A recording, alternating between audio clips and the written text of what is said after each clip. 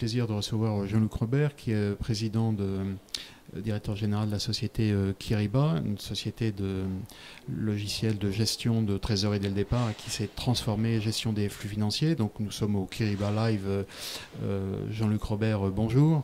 Alors Kyriba, c'est une société qui n'est plus vraiment une jeune pousse. Vous avez été créée en 2003. Vous êtes très bien implanté, très connu dans votre secteur à vous, mais au-delà de ce secteur, vous avez une visibilité qui est un petit peu plus floue, si je puis dire.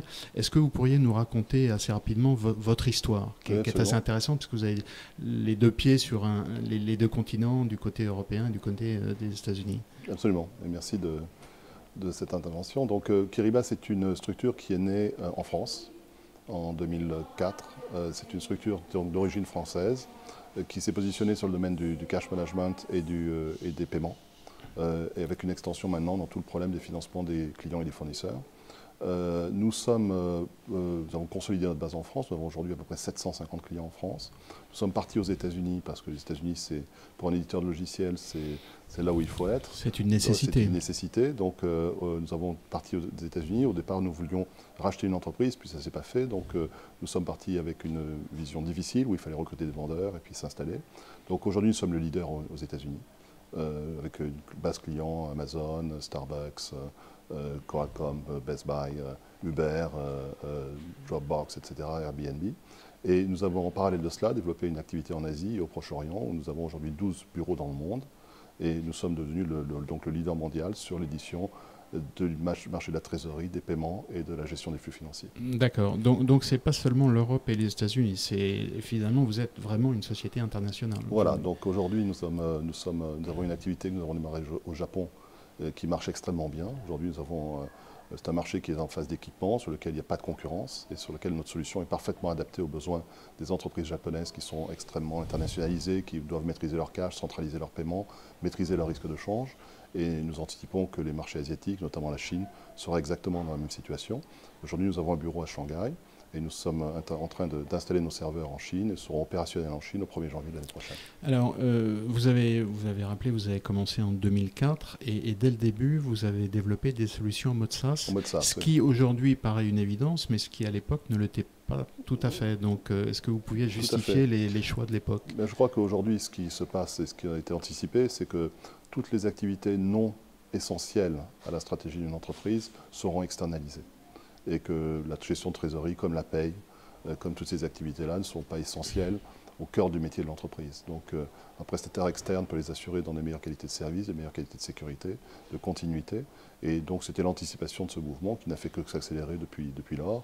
Et la force de Kyriba était de concentrer son activité, ses efforts sur une seule et même plateforme, de ne gérer qu'une seule version du produit et d'avoir réussi à ce que tous ses clients soient gérés sur cette forme-là, ce qui est une façon économique et évidemment extrêmement intéressant. Alors, est-ce que vous avez vos propres data centers ou vous êtes hébergé sur des grands du cloud public? Donc, on est hébergé sur des grands du cloud public. Du data center, on est principalement des sociétés comme Equinix en Europe, IO aux États-Unis. Mais donc, nous achetons de la location de l'eau et de l'électricité et nous gérons nous-mêmes nos propres serveurs. D'accord. Alors, vous avez cité quelques clients tout à l'heure. On a pu voir la taille. Ce n'est pas des petites entreprises, c'est plutôt des grosses entreprises. Est-ce que pour vous, c'est quelque chose d'assez difficile, cette relation avec des entreprises de taille très très importante? Non, parce que c'est quelque chose où les entreprises ont une qualité de service. Donc on a un taux de rétention de nos clients qui est très élevé, puisque le taux de loyauté est de 99%. Donc les gens restent avec Kyriba, ce sont des solutions pérennes qui s'inscrivent dans des cycles longs. Nos premiers clients que nous avons signés en France sont toujours nos clients aujourd'hui. On a une grande relation de partenariat et de continuité avec nos clients. La solution est également très scalable et on peut servir des entreprises de taille beaucoup plus petite. Par exemple, aujourd'hui, nous avons des partenaires en France comme Cegid qui attaquent le bas du marché avec la solution Kyriba. Le produit Cegid Treasury on Demand, par exemple, est un produit est une marque blanche Kyriba. Alors justement, vous avez parlé de Cegid, on peut parler un peu de la stratégie commerciale. Est-ce que vous êtes principalement en mode direct ou indirect et comment vous comptez combiner un peu ces deux modes de distribution des produits? Aujourd'hui, nous avons développé l'entreprise essentiellement en mode direct, avec une petite activité de channel. Nos objectifs maintenant, c'est de faire croître cette activité indirecte. Donc il vous permettra de démultiplier un peu. De démultiplier les choses, d'attaquer des zones géographiques dans lesquelles nous ne sommes pas, d'attaquer une clientèle plus bas de marché. Donc les partenaires potentiels pour nous sont au nombre de 3. C'est d'une part les intégrateurs de systèmes et les cabinets de conseil qui peuvent revendre la solution et puis sur lesquels on peut avoir un modèle de partage du revenu récurrent qui est intéressant. Le deuxième, c'est toutes les ERP qui n'ont pas de solution en matière de paiement ou de gestion de trésorerie, qui ont des solutions extrêmement faibles, voire inexistantes. Et la troisième, c'est les banques qui peuvent utiliser toute ou partie de notre solution pour offrir le service en marque blanche à leurs clients. Très bien. Alors ça c'est, je dirais, la stratégie de demain sur le plan commercial. Maintenant, sur le plan des produits, quelle est votre vision dans les 5 ans qui viennent? Comment votre solution va évoluer? Comment elle s'intègre? Vous avez mentionné les ERP. Je suppose que, évidemment, s'ils deviennent des partenaires de Kyriba, ça veut dire qu'il y a déjà des solutions d'intégration avec leurs produits, bien évidemment. Oui, tout à fait. Donc, comment l'évolution de vos différents produits et services vont évoluer dans l'avenir proche? Donc aujourd'hui, nous sommes sur le cash et les prévisions de cash et la visibilité sur le cash. Nous avons rajouté ça les modules de protection du cash sur le risque, donc notamment en change et en taux. Nous sommes capables donc de protéger le cash qui est dans l'entreprise et de prendre des positions et d'aller jusqu'à la comptabilisation, la valorisation et la comptabilisation de ces risques. Le deuxième aspect, c'est tout l'aspect lié au paiement qui est devenu aujourd'hui au cœur de l'entreprise. Nous voyons beaucoup d'affaires où nous sommes très utilisés Kyriba comme un hub de centralisation entre les ERP et les banques, à la fois sur tous les problèmes de collecte des relevés de banque, également sur toute la centralisation des paiements et leur autorisation. Tous ces problèmes liés au paiement, il y a des problèmes extrêmement importants liés à la fraude et liés à la détection de comportements anormaux, détection de fraude sur lesquels nous travaillons de façon importante.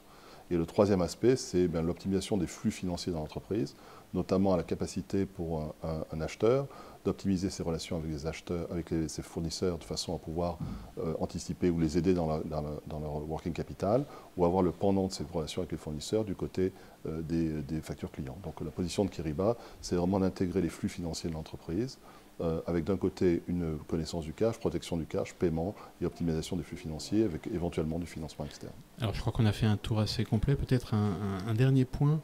Est-ce que sur les domaines sur lesquels vous êtes impliqués, est-ce qu'il y a des spécificités très très importantes entre les différents pays? Est-ce qu'on fait de la gestion de flux financiers aux États-Unis de manière extrêmement différente que ce qu'on fait en Europe ou en Asie?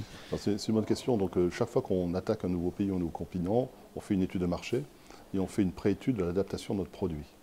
Et la règle veut qu'on ne peut pas dépenser plus de 15% de modifications dans le produit lorsqu'on va sur un nouveau marché, parce qu'on pense qu'après, à ce moment-là, c'est plus gérable. Donc vous avez une démarche très progicielle. Très progicielle et très industrielle.